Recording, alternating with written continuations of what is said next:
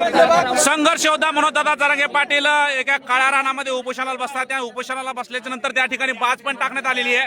भावांनो, बाज पण टाकण्यात आलेली बाजाच्या बाजूला एक गोल रिंगण करण्यात येते. त्या गोल रिंगणामध्ये कोणीही यायचं नाहीये आणि ते स्वतः गोल रिंगण संघर्ष योद्धा मनोजदादा जरांगे पाटील करतायत.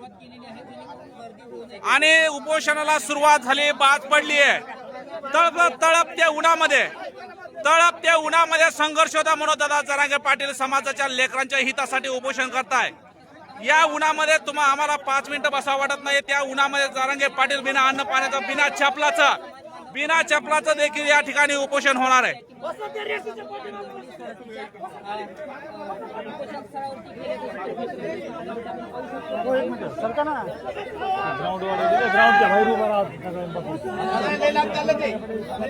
अलीकडे